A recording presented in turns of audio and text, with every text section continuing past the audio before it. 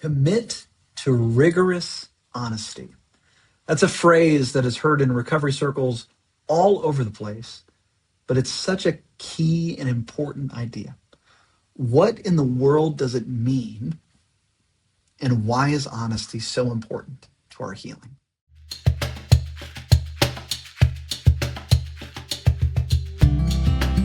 Recovery can be hard, but it's worth it.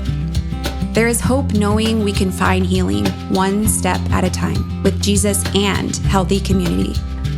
Whether you're struggling with a hurt or a hang-up or a habit, you're not alone. During this podcast, we share real stories, practical tools, and powerful truths that inspire you to keep moving forward. No matter where you are on your journey, there's hope ahead. So stick with us as we walk this path together through Celebrate Recovery.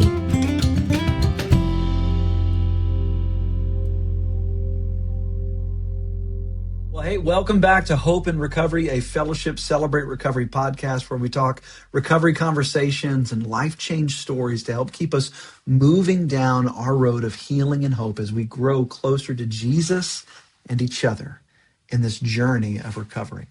I'm super excited to be here today with you all. Thanks for listening if you've been listening for a while, and thanks for being here if this is the first time that you've stumbled upon this. And we're really excited for our conversation today. I think it's a really important one. But before we jump into it, just want to say, hey, if you're getting something out of this, hey, like, subscribe, share, whatever vernacular you need to do on whatever platform you're on. It helps to get the word out. It helps to get the message out. Not to build a platform, but to spread hope. And so if you wouldn't mind, we appreciate it. But also, more importantly, if you're listening to these and you have an idea for a topic to talk through, hey, drop us a line. We'd love to hear from you. You can reach us at cr@fellowshipnwa.org, cr@fellowshipnwa.org. Put Hope in Recovery in the title, and we'd love to hear from you. Well, hey, let me go ahead and introduce myself, and we'll jump into our conversation today. I'm a grateful believer in Jesus. I struggle with depression, food addiction, sexual addiction, and grief, and my name is Andy. And I've got the great privilege of being able to help lead at Celebrate Recovery at Fellowship Fayetteville, and so grateful for what God is doing through Celebrate Recovery at Fellowship Bible Church of Northwest Arkansas and across this area and the world. Today, we're going to talk about a really important part of the recovery process. One of the most foundational elements is the willingness for us to commit to rigorous honesty in our recovery journey. I remember hearing that phrase for the first time, and I really liked it. I always have heard the importance of being honest about our shortcomings and things like that, but this idea of rigorous honesty. To me, when I hear that phrase, it's kind of like honesty that's tough, honesty that's hard but so needed, honesty that's going to stretch me. And I got to be honest, when not to make a pun there, but I do got to be truthful, that when I first got into Celebrate Recovery, the last thing that I wanted to do was to be completely honest with the things that were going on in my life. At that time, I was 23 years old. I'd been dealing with a pornography addiction for about 12 years. And I had just gotten on staff here at Fellowship. And so now I was on staff at a church, and I was struggling with pornography. But more than that, I had a history of struggling with alcohol and a lot of really bad relationships.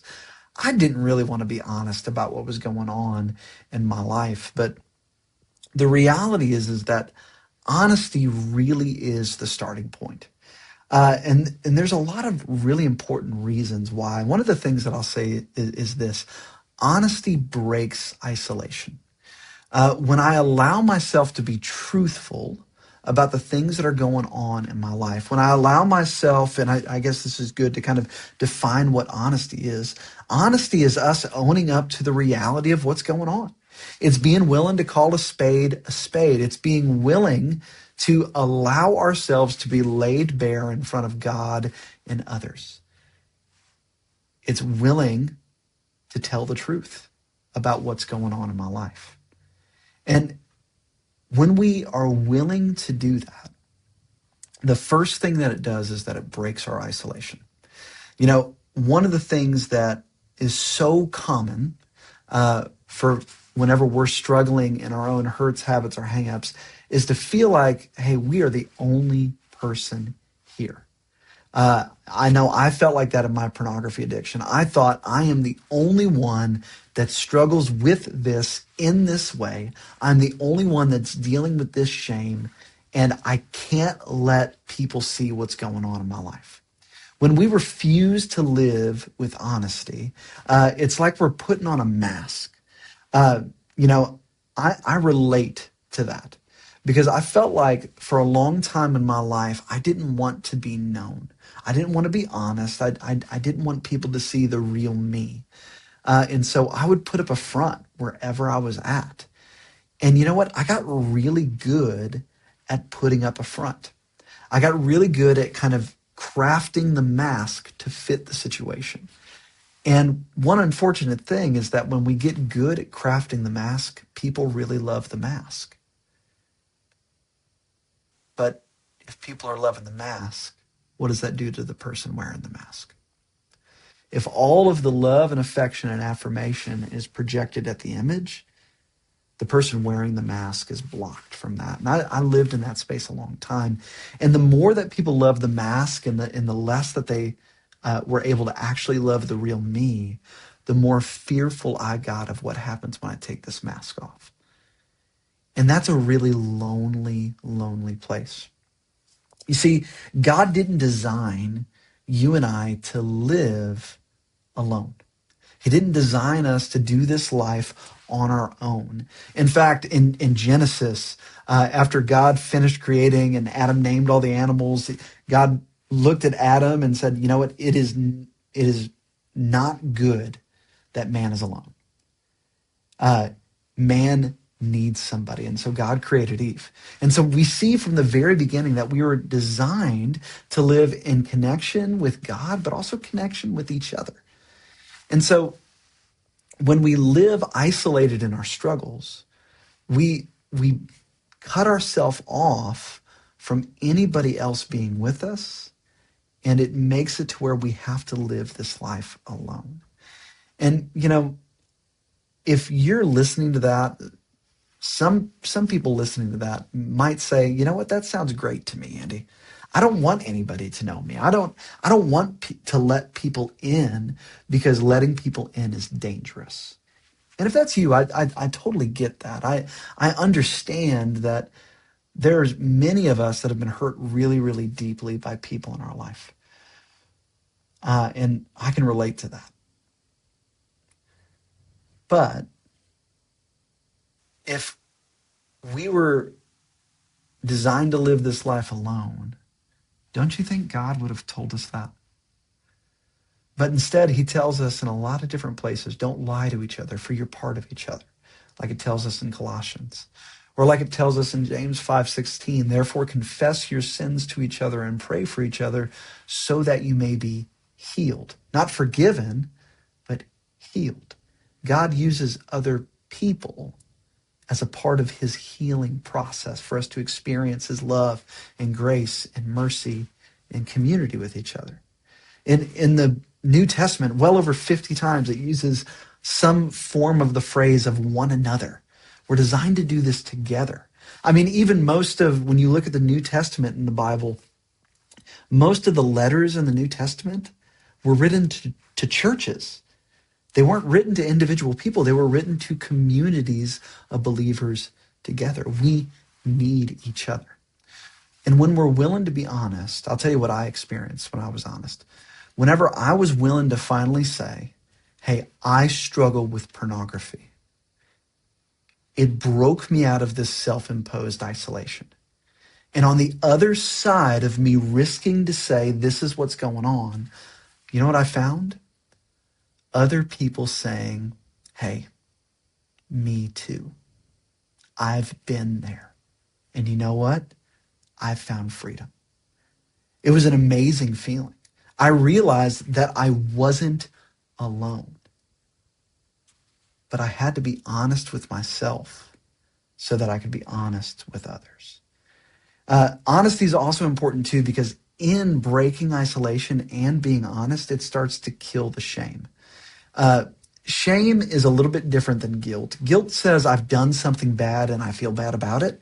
Shame says I've done something bad, therefore I am no good.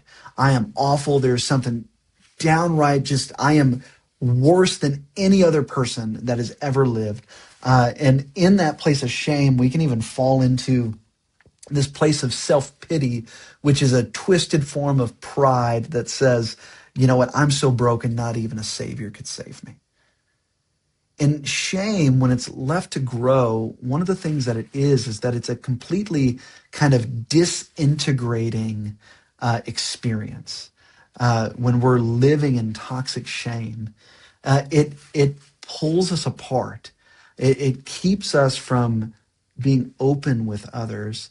But when I'm honest, I bring the things that were in the dark into the light. Brene Brown is an author, and she says this in one of her books somewhere. The book escapes me, but when we share our shame in safe places, it dies a little bit. When we share our shame in safe places, it dies a little bit. When I'm willing to step out of the darkness into the light, it exposes those things to the light, and it dies a little bit.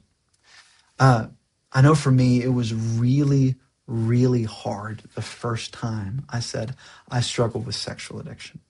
The first time that I said I am resentful towards this person. The first time that I said, man, I am struggling and I am not in a good place.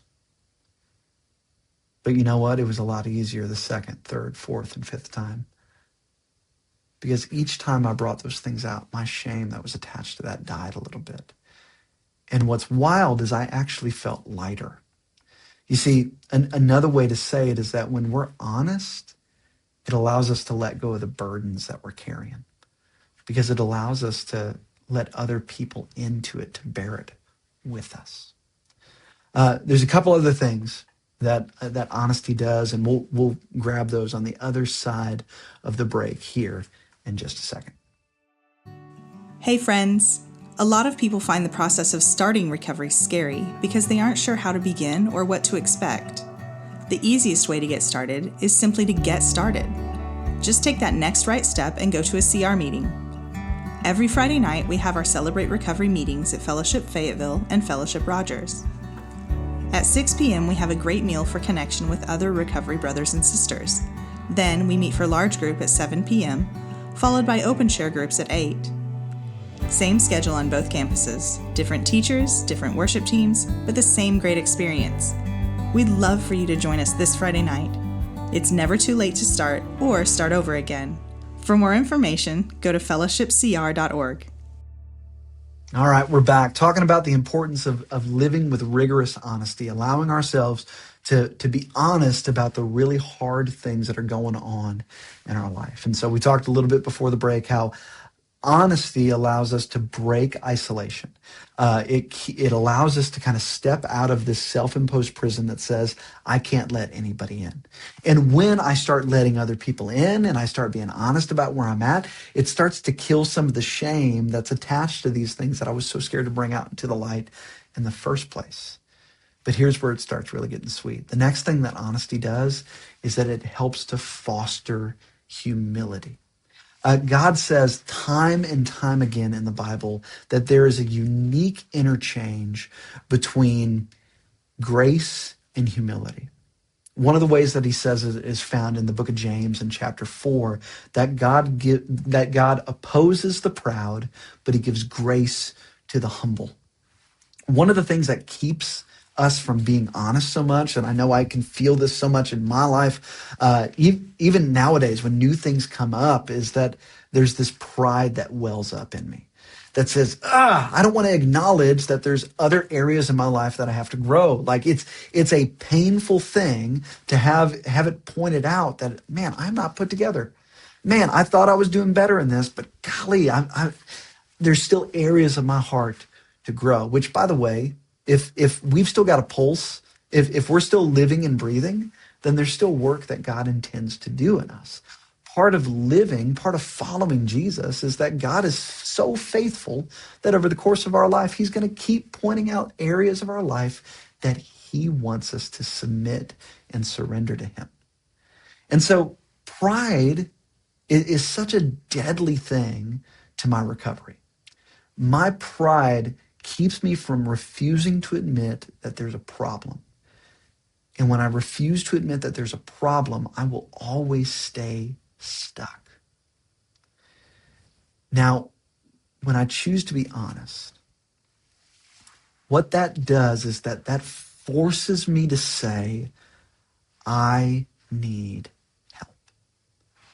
I'm struggling with food. I'm struggling with my depression. I'm struggling just with life in this season. I am not okay. That humility is us being honest with God about where we're at.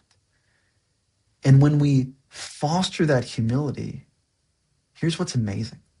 Just take that James chapter 4, verse 6. God opposes the proud, but he gives grace to the humble.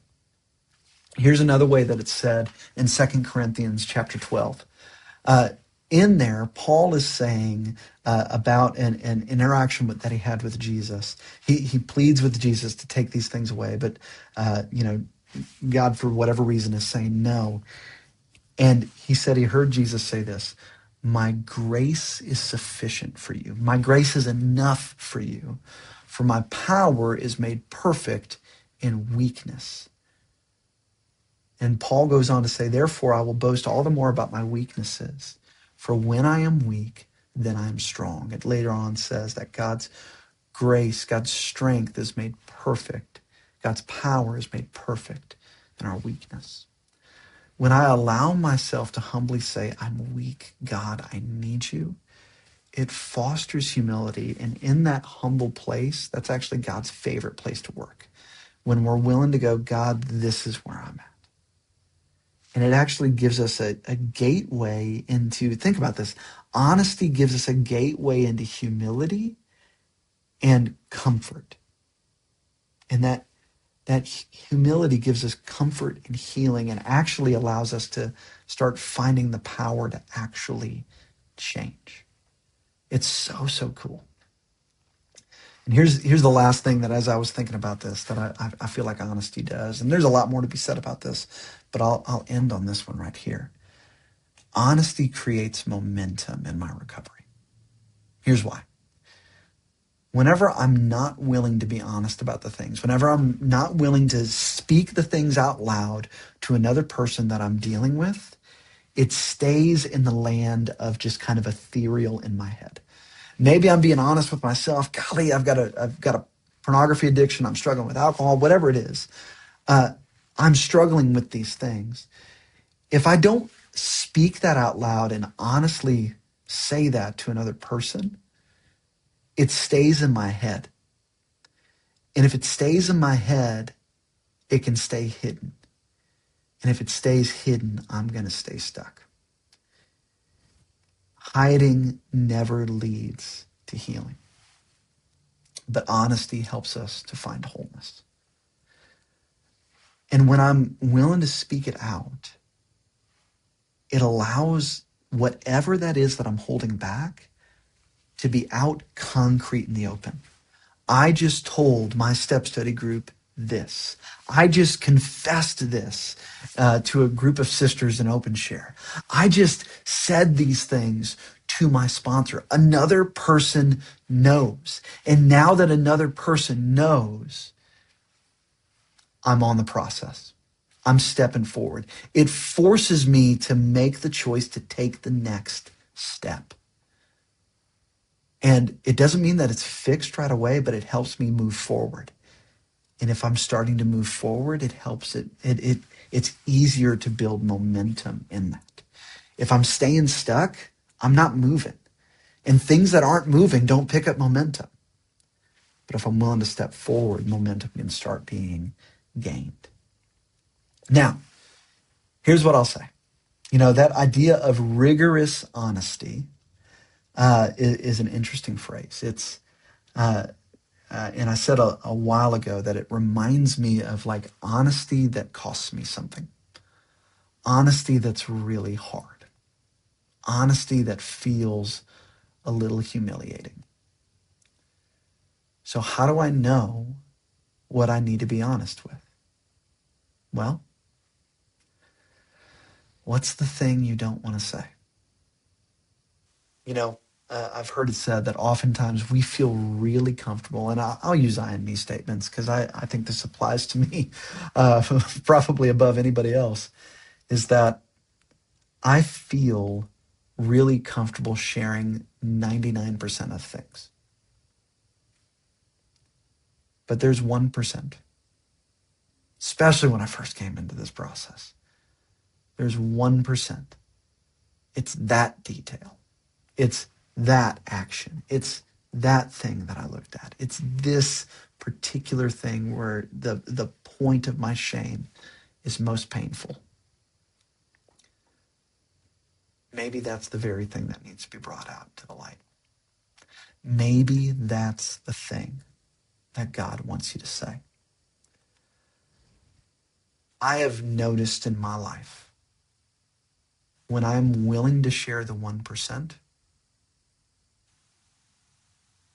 it is so healing. It may not be easy.